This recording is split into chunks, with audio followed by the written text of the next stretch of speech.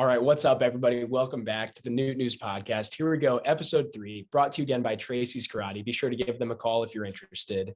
Today, we're going to look at some Cardinals news. We're going to look at some news around the league, and then we're going to profile the Reds and Brewers in the Central Division. Stay tuned because next episode, we're going to be looking at the Cubs and the Pirates. Here we go. Let's get into it. All right, guys. So we got some great news coming out of St. Louis this week.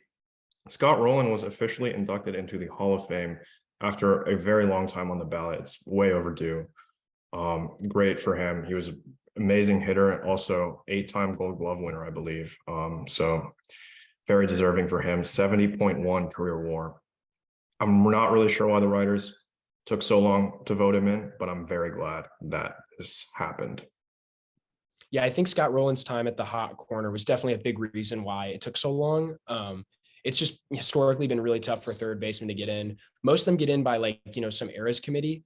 Only, I believe Scott Rolen was the 9th third baseman inducted by the BBWAA ballot. So the original way to get in.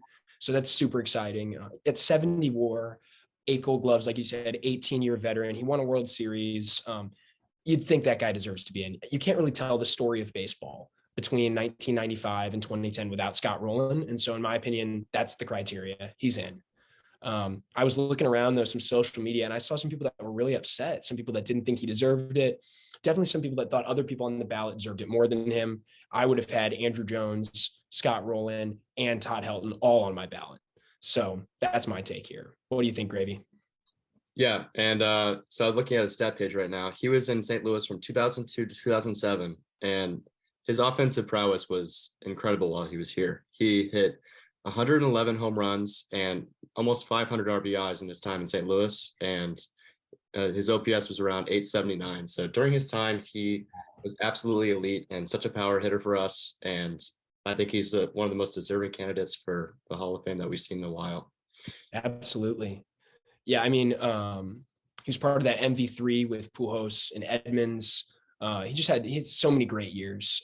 I can't believe it took this long. And he started with a really low percentage, right? Correct me if I'm wrong, but on his first year on the ballot, I believe it was either 12 or 14%.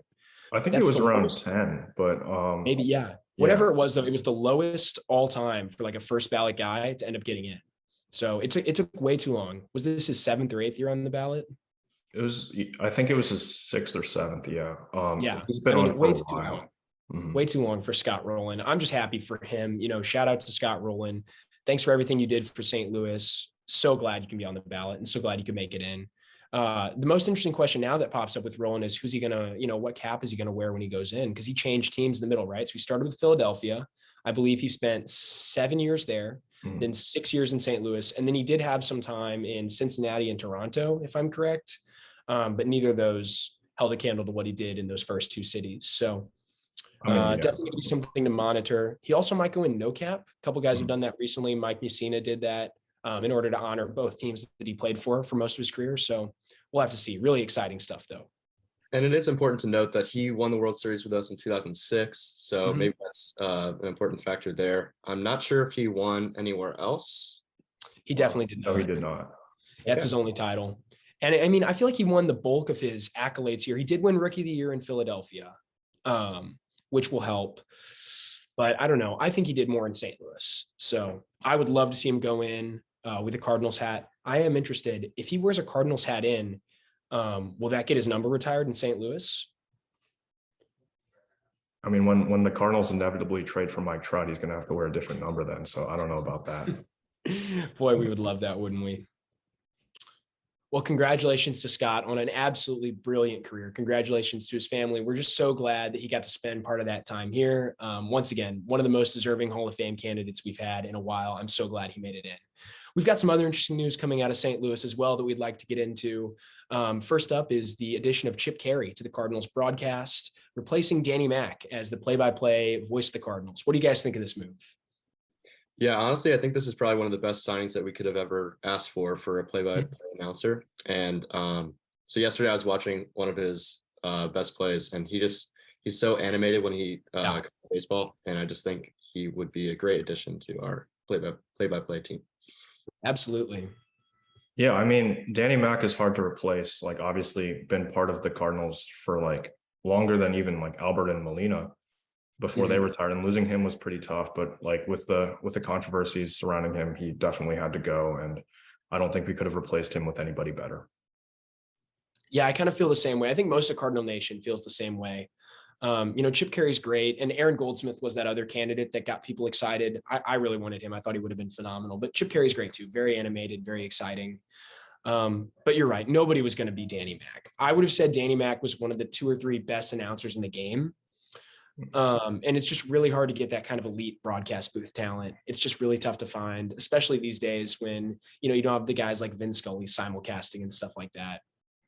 But yeah, I'm just really bummed. I think, knowing that you were going to lose Albert and Molina at the end of the year was really tough. And then to lose Danny Mac too, on top of all of it, really felt like getting hit by a truck. So I'm glad though, we're in good hands with Chip Carey, and he's Harry Carey's grandson. So he's got that prestigious bloodline. So very exciting.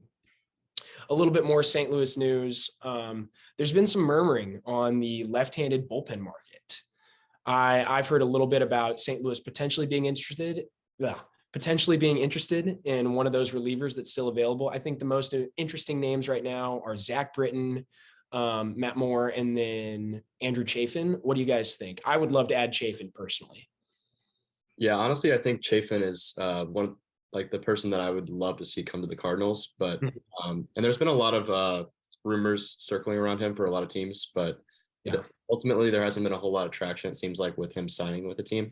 So hopefully we can make a move before the season starts. Absolutely. I mean, the left-handed market has been really slow this offseason. I'm not really sure why. A lot of teams could definitely benefit from some left-handed pitching help.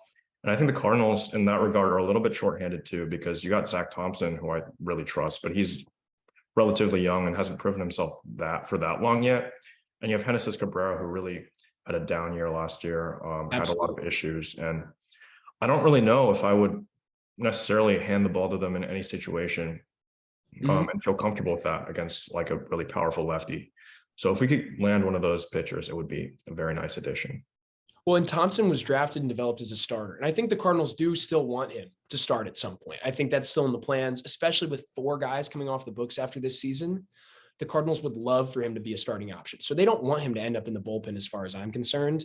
They're still trying to get him to work on that 4th pitch.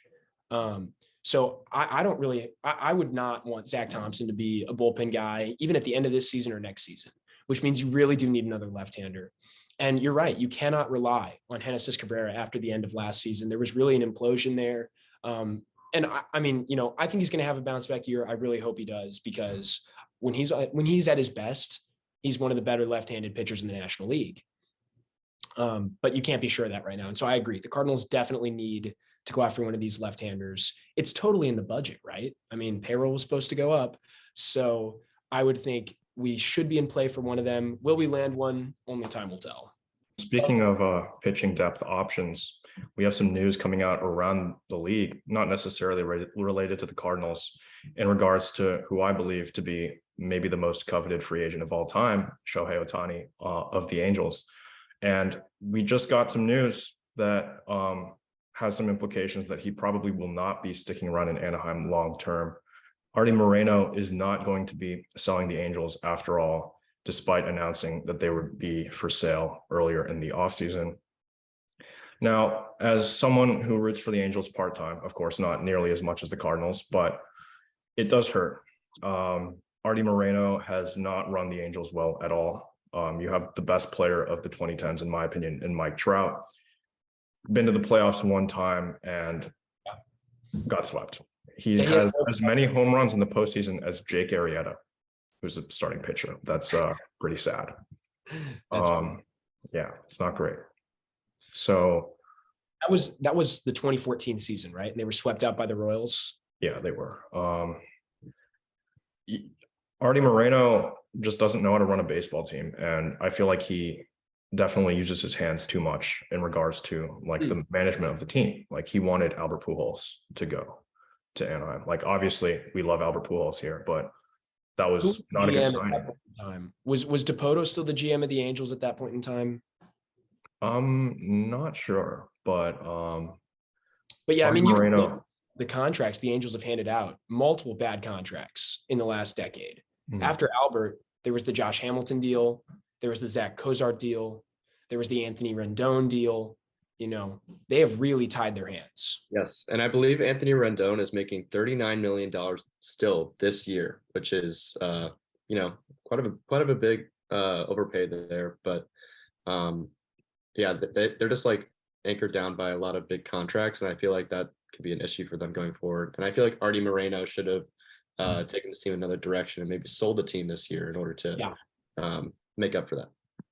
Absolutely. You'd love to see the Angels be able to move on, because you're right. This has been a long time now with very little excitement. And how can you not be exciting when you have a guy who pitches and hits? You have a guy who's got 3 MVPs already. He's already one of the best baseball players of all time. He's going to go down as, one of the top 5. He might be on the Mount Rushmore for a lot of people. And you can't win with the guy? Are you serious? No postseason wins? That's just terrible. I don't know. It's my opinion, my very unprofessional opinion, that Arte Moreno should have sold this team and the Angels should have been able to move on. It's a shame. It really stinks for all the fans too. So if you're an Angels fan like Andrew here, really, really sorry for you, because it looks like it's going to just be more of the same. I wouldn't be shocked to see them try to hand out another big contract for absolutely no reason in the coming days or in the coming years. So. And circling back to Ohtani, I just saw a post that's talking about the top 5 landing spots for Shohei, and they're recommending the Mets, the Dodgers, the Padres, the Yankees, and the Giants. So, and like for me personally, I would hate to see him to go to those teams, but big contracts means big teams, and those guys will definitely be willing to spend the money on him. Yeah, I heard of another team that might be interested. The Cardinals are looking for starting pitching next offseason. They only have Steven Matz signed on, and they're definitely looking for a left-handed power bat to complement Goldschmidt and Arenado in the lineup. So, I think with my fix all the problems at once. Yeah. Let's throw out a quick ballpark estimate here. How much money is Ohtani getting in free agency? Just give me a number. I think it starts with 5. Starts with a 5? Mm-hmm. Wow. Yeah, honestly, like if you look at his comps, like he's one of the best left-handed hitters in baseball. And for contracts of that caliber, it's usually around $25 to $30 million a year just for that side of things. But when you look at his like ace starting pitcher stuff, like he's one of the best pitchers in baseball as well. So you have to add that to the hitter, and you get maybe around $70 million, $80 million a year, in my opinion. I feel like that would be enough to that might be fair value, but nobody's going to give him that money, right? Like nobody's going to give him more than, I don't think there's any way he gets more than $57 or $58 million in a single year, because you might be taking on that kind of value, but you're taking on so much more risk because these two players are tied together. It's not like signing 2 separate guys, right? Yeah. You have insurance here. If one of those guys gets hurt, they're both hurt. If Shohei goes down, he's not pitching or hitting for you. And so that's why I don't think anybody's going to be able to fork over the money for 2 players. But I do think he'll shatter records. I do think he'll absolutely shatter the AAV record, probably the long-term guarantee record too. Yeah. And I was referring to the Mets in that situation just because, I mean, they love to spend money. And they do. Looking at the Verlander contract, I think it was only for 2 years and like, what was it, $80 million? 86. Yeah, it's 43 a year. He and tied. That's just for a starting pitcher. So, I mean, you never know what could happen with Ohtani. Yes, I don't know. Maybe he could approach 60. That just feels like too much to me. I don't know, because that is like $60 million is, about 40% of the Cardinals payroll right now. It's more than a lot of teams' payrolls completely, which is he would be out making Cleveland on his own. And Cleveland contends. Take notes, Angels, please. Moving around a little bit as well to the rest of the league, just some interesting quick hitters. The Mets signed Jeff McNeil to a little 4-year, $50 million extension. I think it's a steal. McNeil's been great the last few years. And then Aroldis Chapman to the Royals. That's an interesting move. I think he's going there to rebuild his value, right? They don't really need that kind of piece right now, but that could help. That could help Aroldis if he can play really well there. Maybe he'll get dealt to a contender at the deadline. I think it's trade bait. That's about it. Yeah, quick question about that. Was that just a 1-year contract for Chapman? Yes, it was. I believe it was 1 year. It was pretty cheap too. I mean, it's definitely trade bait. He could be a really valuable piece at the deadline if he can regain his old form. You could definitely get like a mid-tier prospect for him at the deadline. Absolutely. All right. Well, now we would love to get into the meat of today's episode. We're going to be profiling each of the teams in the Central outside of the Cardinals over the next 2 episodes. So today we're going to start with Cincinnati and Milwaukee. We're going to get into Cincinnati right now. So let's look at what they did in 2022. It was not a pretty year up in Cincinnati. Sum it up in a word, each of you guys. What do you think? I'm going to say disastrous. Disastrous. Wow. I mean, I thought it was salvageable at the end because you saw what they did in April, and that was really, really not great. And I feel like they bounced back a little bit throughout the rest of the season. Bounced back to finish with 100 losses still. So for context, Cincinnati started the season 3-22. That is just I mean, that's one of the worst starts to any team in baseball history. That's right up there with that Tigers team that lost 120 games. One of those 3 wins came against the Cardinals, by the way. It did. It did. But yeah, I mean, that's truly awful. The Reds really did have an absolutely brutal season. And then they dealt away the only interesting pieces they had. It was nice to see Drury excel there.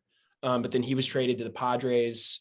Castillo was their best. He's 2-time All-Star. I guess he was their only All-Star this year, dealt to the Mariners and then extended. Who else did they ship out? Malley. So Malley, I think, was before the start of last season, was shipped to the Twins. You're right. But the remains of that strong pitching staff that they had back in 2020 during COVID year, when they had one of the best pitching staffs in the NL, it's all gone now. Bauer, Malley, DeSclafani, Castillo. To think those guys were all on one team and they couldn't win. Gosman was there too. That's crazy. You've got to be able to win with those guys. But Cincinnati has torn it all down again. So I think this is going to be another long rebuilding year. You do have a few interesting prospects, though, or not prospects, up and coming young players in Hunter Green and Nick Lodolo. I feel like if the Cardinals were to match up with those 2 pitchers in one series in particular, I would have doubts about the Cardinals winning that series because those 2 guys, when right, can be really nasty. For sure. Lodolo had an amazing season last year. It was actually better than Hunter Green's, although it was overshadowed because Hunter Green has the higher ceiling and is the more exciting prospect. But, Lodolo last year, looking at his stats right now, was worth about 3 WAR, had an ERA of 3.66, ERA plus of 1.22, so well above average, finished 6th in Rookie of the Year voting. Big strikeout guy, 11.4 per 9, and he threw over 100 innings. So he was out there, he was healthy. I'm really excited to see what he can do in year 2. And then Green obviously was the more exciting of the 2 because that's a starter who throws 100. You don't find those all over the place. So yeah, you're right. They do have 2 budding aces. And then Graham Ashcraft is another interesting name behind those 2 who could do something for them pitching this year. But I still don't think it's going to be enough to start winning games because that offense might be the worst in baseball.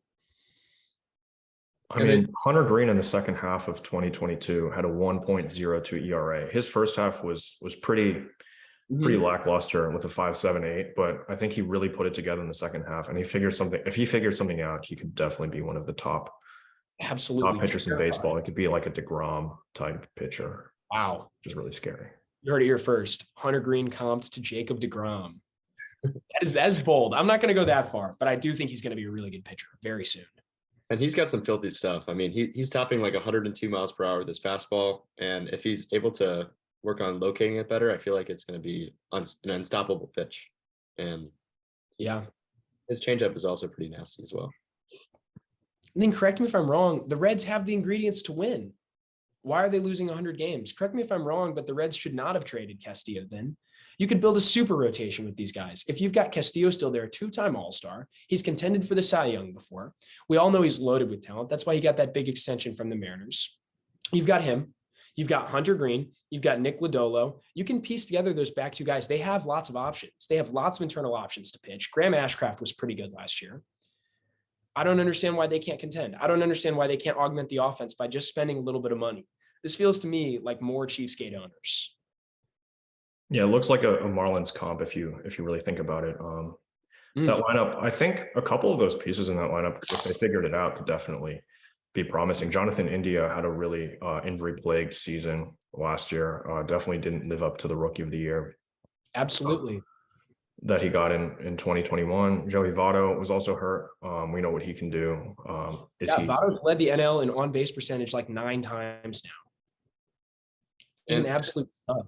and additionally, like Tyler Stevenson looks amazing. And both his I guess he's this is gonna be his third year coming into the league. And last year, like he just had some terrible luck. I know he got injured, and then when he came back from the IL, he got injured like in the second game back with like a broken thumb and was out for the season. I think that he's an incredible hitter. He just had some bad luck last year. I think he'll have a great season again next year. Yeah, he definitely looks like a budding talent at the catcher position. And so I look at this team, and there's a lot of names. There's a lot of names I really like. And they held on to some guys and then augmented the roster just a little bit this offseason.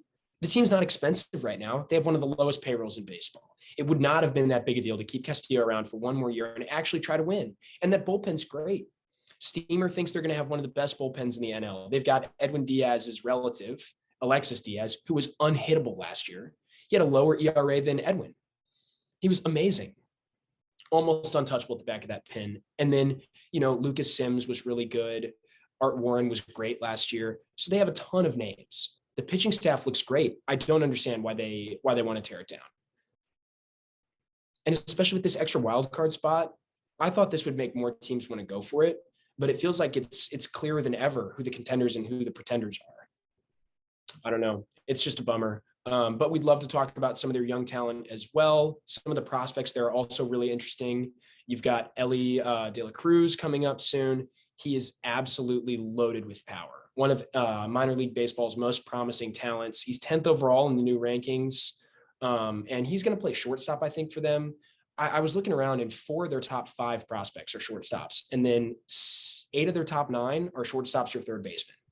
So they seem to be really loaded up at one position, because then their second best prospect is Noelvi Marte, who they got back in the Castillo trade. So I guess that left side of the infield is going to have a lot of competition. You're going to have to move some of these guys around, though. Yeah, and Ellie De La Cruz is a very interesting name. He's 21 years old and 6'5". So that's another like O'Neal Cruz type of. He's going to look a little bit like Aaron Judge there in the batter's box, just towering over the catcher. All right, I'd like to take some time now in the middle of this episode to shout out our sponsor, Tracy's Karate. First of all, I just wanted to note that in our last episode, we got the phone number wrong, and we will correct that for this episode. Tracy's Karate has been serving this local St. Louis community since 1969, specializing in private lessons for practical and effective self-defense instruction. Private lessons allow Tracy's to teach anyone, focusing on your personal goals and your own learning style. Try out a free half-hour private lesson today. Call 314-821-0555 or visit tracys.com for more details. I know some of these guys personally. They're really awesome, and it's a fantastic opportunity to learn very valuable self-defense skills. If you decide to sign up, let them know that the crew at Noot News sent you. And again, the phone number is 314-821-0555. And you can also sign up at tracys.com. All right. Thank you again, Tracy's, for sponsoring this episode. And now we're going to get into our preview of the Brewers. They look like they're going to be the Cardinals' top competition in the Central. What do you guys have for us? The Brewers are very interesting for me because obviously they have that top end starting pitching, and we saw what that can do with a flawed team in the postseason, specifically with the Phillies. Like we know very well as Cardinal fans that if you get a top team with 2 legitimate aces at the top of the rotation, it doesn't really matter what the rest of that team looks like. They're going to compete in the postseason. It's just a matter of whether or not they can get there. You have Corbin Burns, who wasn't as great as his Cy Young year in 2021, but still showed ace stuff. Yeah. And Brandon Woodruff, I think had some injury issues last year, but definitely also we've seen what he can do. He can also be a number 1 for most teams. He would be the number 1 on the Cardinals, that's for sure. But in terms of the rest of that roster, I'm kind of puzzled by that lineup. They shipped away Colton Wong, who is one of my favorite players, by the way, to Seattle. It's great that we don't have to see him in Milwaukee anymore. That was unfortunate for me as a Cardinal fan, but yeah, it was tough. They got back Jesse Winker, who's a reclamation project for them. He definitely struggled with Seattle, but I'm not really sure why they made that deal, because the Brewers last year, in terms of offensive production, they hit a lot of home runs, but they didn't really hit for average. And Colton Wong is an average guy. He doesn't hit a lot of home runs. He's a speed defender. What was Colton Wong's average last year, though? I mean, let's look at Wong's offensive stats. I do think they've slipped a little bit recently. He's getting up there in age. Colton Wong's 32 now. Last year he batted, He hit 251 with a 339 on base. So his on base numbers are still on par with some of his better years in St. Louis, which is still sure. But I think Colton Wong has really shifted into a bit of a slugger. He did have his best season yet by OPS plus standards, 118. But he did that with a 430 slug. Colton Wong hit you 15 bombs and 24 doubles. I mean, he had over 40 extra base hits last year, and he was only hitting 251. That's the lowest average he's put out since 2018 in St. Louis, which was probably his worst offensive year there. So I don't know. I definitely think Colton Wong is not fitting that philosophy if you're looking for some average guys. And Winker at times has shown that he can hit 300, and he's a former NL Central killer. I personally love the deal for Milwaukee. Yes, and I believe he's going to be a free agent after the 2023 season anyway. So I feel like they made the best of that and were able to get Jesse Winker in return. And I believe Abraham Del Toro was also. Yeah, Abraham Del Toro was the other name. He started with the Astros and then was dealt in the Kendall Graveman deal to the Mariners, I think, and then was shipped over. But he hasn't done much. He big name as a prospect, but really has yet to catch on. But if anyone can catch on, they'll catch on with the Brewers. I mean, you look at this lineup again, Rowdy Tellez, power hitter. That's kind of all that he really does. Christian Yelich, I mean, if he finds it, I'm going to be terrified. When he found it in 18 and 19, the Brewers won the Central, I believe, both times. They did not win in 2019. They won in 2018. Okay. Well, I think that's a big if, though, for Christian Yelich to find his swing again, because Yelich has been either average or below average, I guess, 3 years running now. Because he had that MVP season, then the MVP finish where he almost won it again. But since then, he's been not great. Last year, Yelich was a 111 OPS plus guy. So he was a worse hitter than Wong by that metric. Only a 738 OPS. He's hitting 250 the last couple of years. He just hasn't been great. And I've heard that he's been plagued by some sort of back issue recently, maybe in the past couple of years, and that has somehow affected his swing. Yes. And hopefully, I mean, I personally like Christian Yelich. I hope he finds his prowess again. But in terms of looking at the rest of the lineup, I think that he's probably their best overall hitter still. Yeah, definitely with the departure of Renfroe, who was to me the scariest name in that lineup last year. I can't believe they let him walk. I think that was a big mistake. I mean, there have been rumors that Renfroe is not a great clubhouse presence, and he's been shipped like 4 times in the last 4 years, something like that. So did he start in San Diego? I believe so. And then he went to Tampa to Boston, Milwaukee to Anaheim. Yeah. Interesting career path. Yeah, he has been traded around. I think you guys are both forgetting Willy Adames. I know he's a more complete player in terms of like defensively, like he's a good defender, but he's also definitely a scary bat in that lineup. I don't like seeing Willy Adames when we face the Brewers, but it's a great trade with them. Because who'd they send? I think they sent Fireheisen and another reliever for Adames from the Rays. Although the relievers they sent have been great too. So I don't know, win for everybody there. Yeah, and when he was traded to the Brewers, I remember, I guess it was 2 years ago now, he really turned it up when he became a Brewer. He hit a lot of home runs in that final stretch going into, I think, 2021. And even last year, he still ended up with like 31 bombs and 98 RBIs. So he's still one of the best power hitters, at least at shortstop position in baseball. So a huge reason the Brewers have contended. I mean, it was an unbelievable get for them. And he was replacing, I guess, Orlando Arcia was there before him. And then after that, it would have been Luis Urias, who just really, hasn't turned into what we thought he would. I mean, if we're talking about good Brewers trades, I think they fleeced the Braves for William Contreras. Absolutely. 100%. They didn't give anything up for William Contreras. I was shocked. And that's a great young bat. How is he changing teams right now? I understand the Braves got Sean Murphy, but come on, let the guy DH. Yeah, and also we got ourselves a fun little rivalry in the Central now with Wilson Contreras, who's the better Contreras, by the way.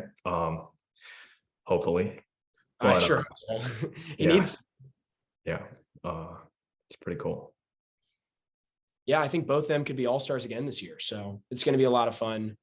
And it's great for William Contreras, because now he's going to be an everyday catcher again. Mhm. Because they let Narvaez go, if I'm correct.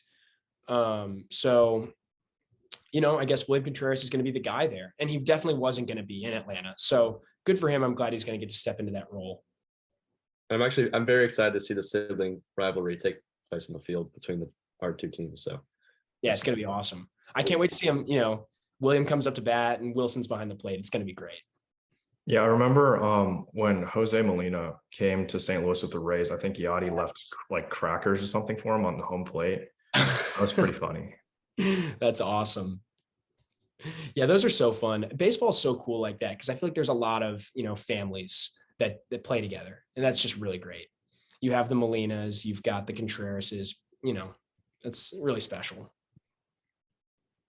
All right, I want to cover the bullpen real quick, because the Brewers obviously are missing a key piece of that bullpen that they had last year in Josh Hader, who they shipped to San Diego. I know he didn't necessarily have a great middle half of the season, and I think that's putting it lightly. He was not great, but I think he found it in the postseason, and I think the Brewers are really going to miss him throughout next season. I don't know if Devin Williams can hold it down. Well, Devin Williams had a good year statistically, but in the big moments, he was not there. If you recall, at the end of the season, there were a couple games in a row that Williams really struggled in. And as a Cardinals fan, I was very much enjoying that. But that really cost the Brewers. Just a couple more games, they might have been able to slide into that third wildcard spot. So you do have to wonder, how's that going to affect Devin Williams moving forward? They have a couple other interesting names at the back of the pen. Matt Bush is still there, right?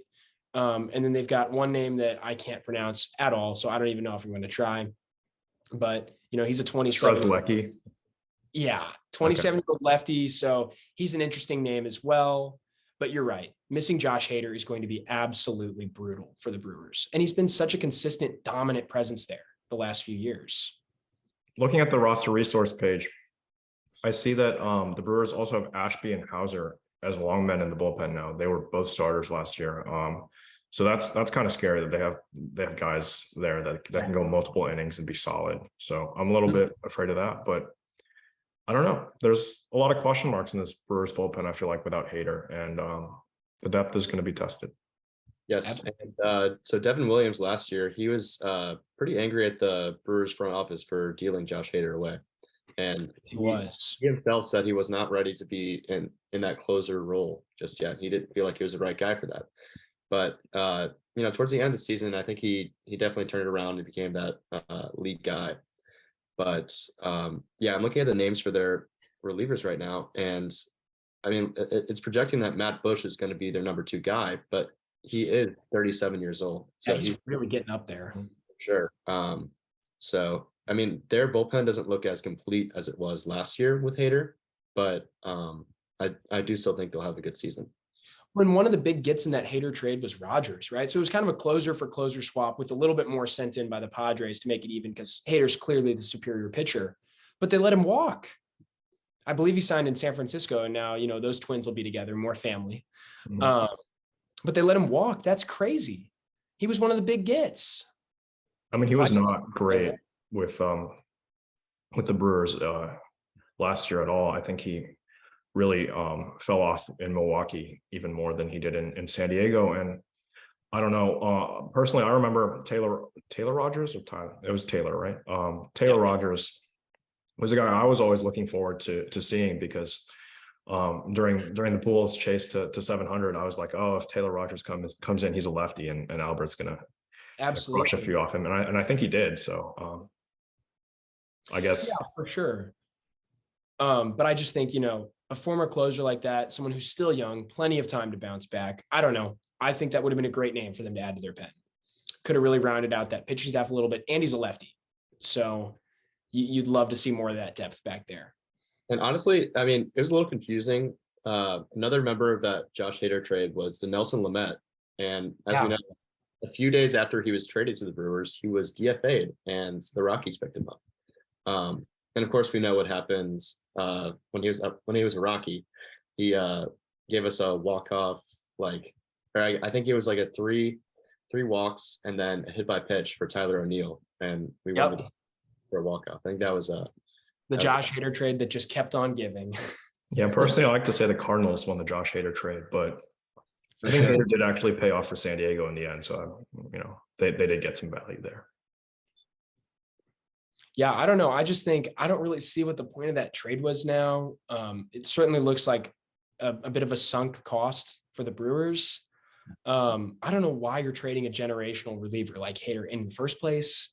But that's just me. But when I look at this team overall, it's pretty obvious most fans feel the same way about the Brewers. They've got a really strong front three, right? Burns, Woodruff, Peralta. And we haven't even mentioned Peralta yet. He had some injury issues last year as well. He's going to be a good pitcher again this year. There's almost no way he's not good. He's been great in the past. And then the bullpen is really shaky after Devin Williams. And then the lineup is shaky all over the place. So you have to wonder how many games can they win with this pitching staff, but with this offense? I think it's a little bit more of a Marlins situation again. We've hit on it a couple times this episode, but the teams with good pitching and poorly structured lineups like the Brewers, Marlins, and the Reds don't tend to win a lot of games, because if you don't score, you can't win, right? Like, it is the name of the game. You do have to outscore the opponent, and I'm not sure the Brewers are going to be able to do that much this year. I think them and the Reds are actually really similar. The Brewers are a little bit better across the board. The Brewers have the developed pitching. The Reds have the developing pitching. The Brewers have a bad lineup. The Reds have a terrible lineup. The Brewers have some bigger names in the bullpen than the Reds, but they both have something to dream on.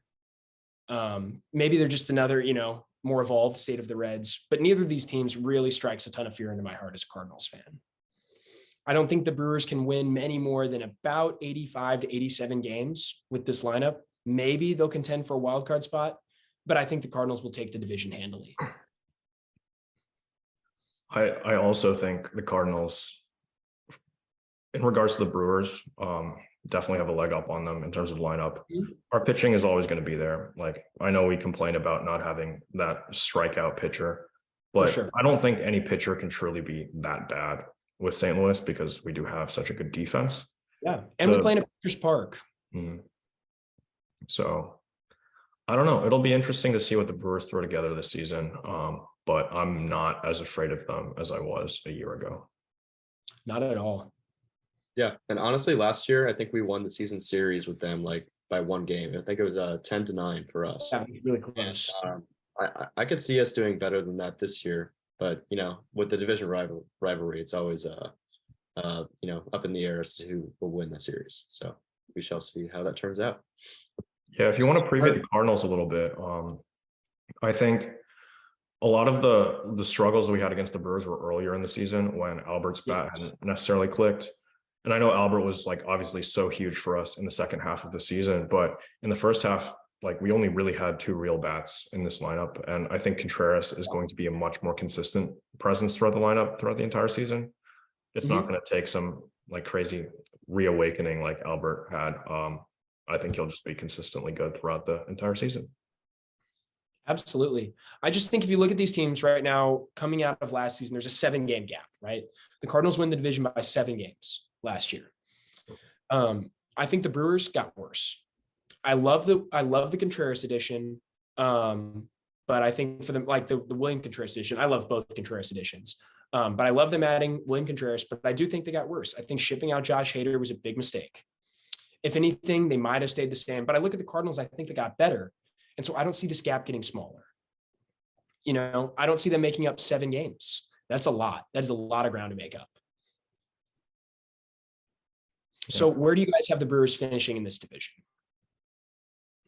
I mean, I think I have to have them finishing second. I know we're going to break down the Cubs next week, but I don't think the Cubs have the pitching depth needed to compete with the Brewers in that regard. Absolutely. And the lineup depth for the Cubs, I know they added a few reclamation projects and Bellinger, Mancini, Swanson's a big add for them, but I don't think their lineup is star-studded enough like the Cardinals is to really compete with that pitching.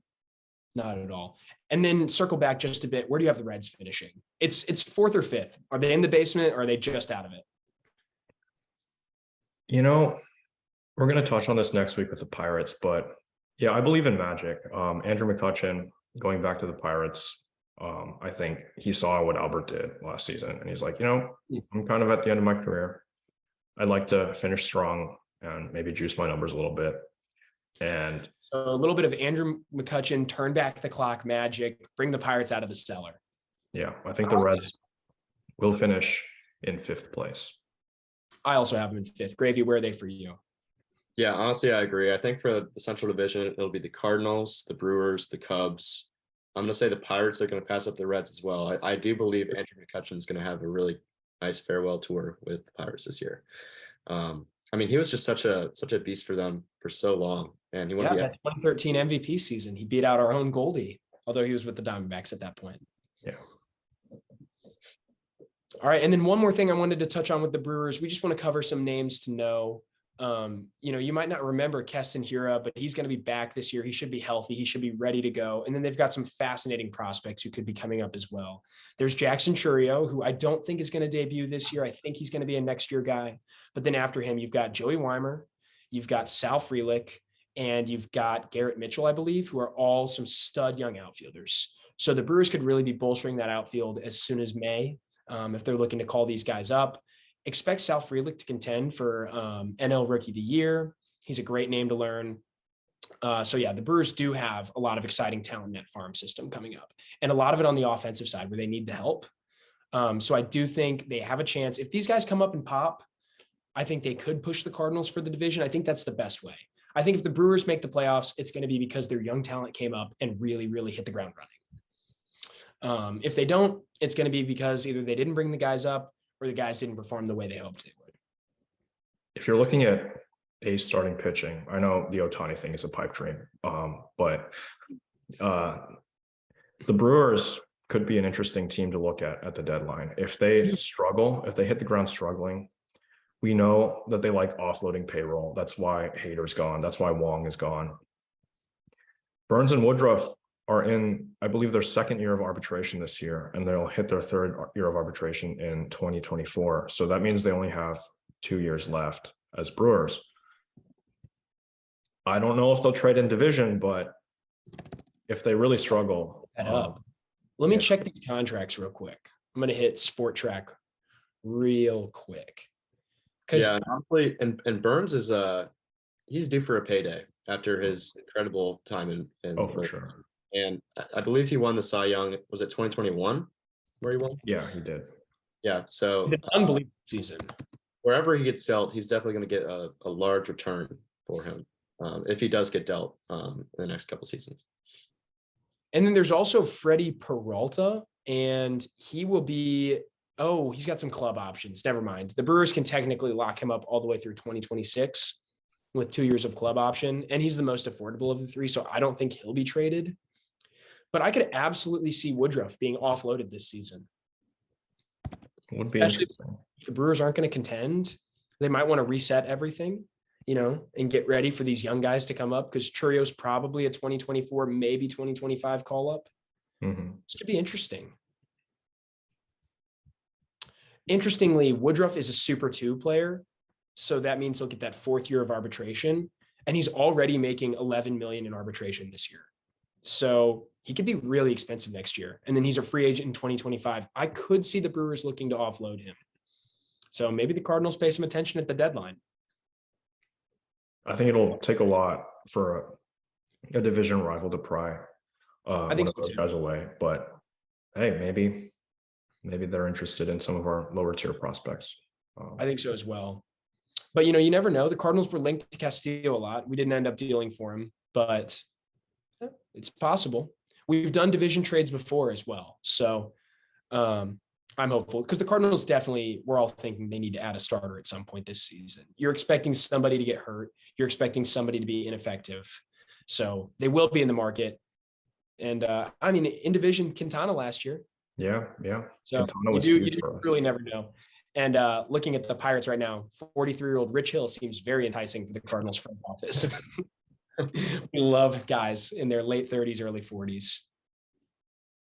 Well, the Cardinals also like players from Asia, like Miles Michaelis and Drew Verhagen. Maybe a player from Asia. Yeah. Hwang Yin Kim, Sungwon Oh, Shohei Ohtani. Yeah. Right. That'd be unreal. I do hope we get him, but I just don't think it's very possible. But all right, guys, I think that's going to wrap it up here for our third episode. So thanks so much for tuning in and listening to this episode. Join us next week for team profiles of the Cardinals' other two division rivals, like we hinted at earlier, the Pirates and the Cubs. If you enjoyed, please leave a like and review and consider subscribing. Please subscribe. Follow Noot News on Twitter, Instagram, and TikTok at Noot News Pod, and check out our official blog where we post all sorts of great content. We've also posted written versions of these previews. We'd love for you guys to go get them a look. The Cubs preview and Pirates preview are on the way. Have a great day, and we hope to see you again next week here at Noot News.